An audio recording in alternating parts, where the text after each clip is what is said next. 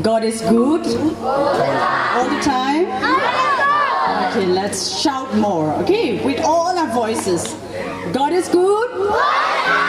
all the time. Okay, praise the Lord.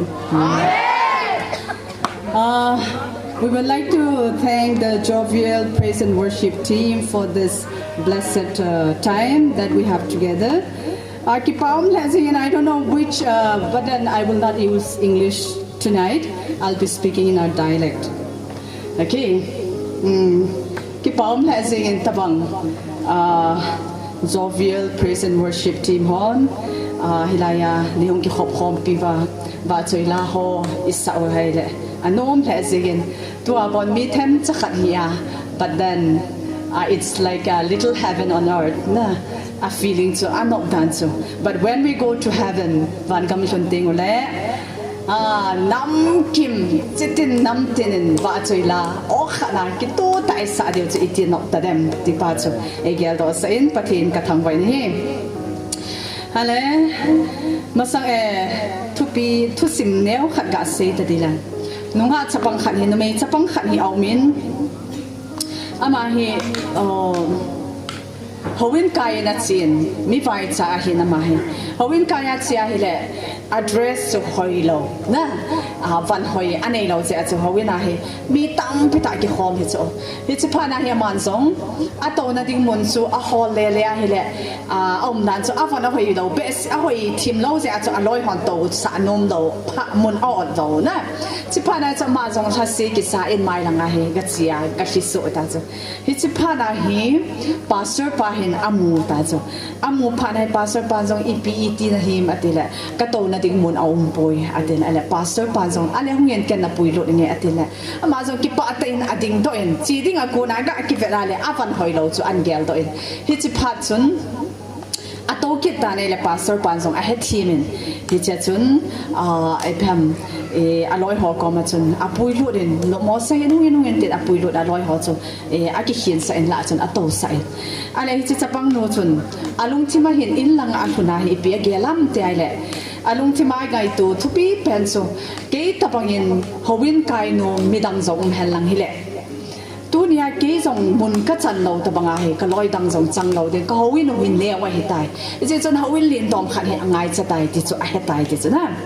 hi je chun aman zong epite se de ha hi chinia kun chun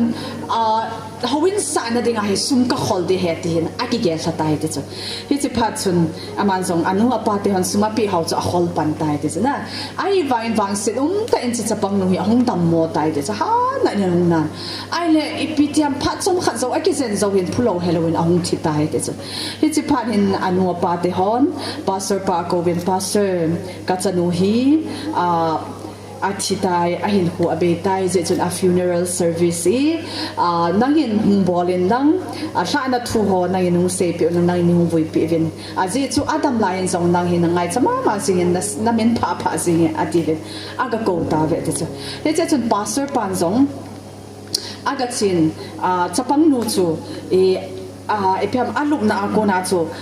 ata sa ho chu hoi ta su chingwa aluk na chu a hewa coffee na chu ga koi gol wal hen a dan lak nu ya hen envelope a sidi de khat he amu ve te chu he chi phat chi envelope chu ama hon zong ala ve na ila sum choi cheng som om dan chu cheng som no cheng an no ti ho na choi ta zale som nga chu aneki koi ate chu hi cha chu envelope a chu pi ki ji am te howin sa na dinga ka tu he ati chu na hi chi howin sa na dinga ka thei kham ha pathina dinga ka thil tu a hi ti chu a ki ji ti chu hi chi phanen pastor pa chu alung chi mala fe ezin a hla na thua se pe da chun hi chi thu chu se tai ti chu hi chi sapang nu hin I howin aneu tai te he zin howin lien sep sa na dingin ama hin thei top so apan la dinga go na hin sum zale som nga hi a khol do in hi chi hi howin sa na dingin a ki khol do in ai wang tu ni hin wang se num ta na man ai da hata vetin mi pi la chun thu se tai ti chu ale hi te thu se lai ta chun mi pi la a hin mi hau sa ta khan he no me ti chu na mi hau sa pa chun atu se chu angai nei alung tim atong khabe se zin howin a pastor pa thu se so now chu afui zo chun mi hau sa pa chu a chen pastor pa kama chun pastor tu ni Hiche Chapang nu chan chin na se chu kalong thim atong khabe se zenge Hiche Chapang neu cha in asum adam lowa min ahung vet na sum aki khol ho chu ka mo in lo pi ka sabe se zenge je chun ke man gam len ta khat kan in Hiche zale som nga chu nei pin lang ken ka gam hi donate bol ta nge ati chu na pathin thang vai nam han lang Hiche ai sei no mu chu pi ham te le Pathenin ilong timpung pia ibol bahi ade hina sumle pai ta pathina ding ai tu chu tam pita ineya them chakhat ipiti se da lung sai pumpumai pe sanga chu cheng khat chai zong le ineya ilong timpung pia pe le pathenin multiply a bol the ti chu na ga se do nom hen is ya chu dunia zong jovial pita worship team home epiam atalan ne ho chu ho la share ahong bol Pathenin nasata multiply a bol de kinep now hi is it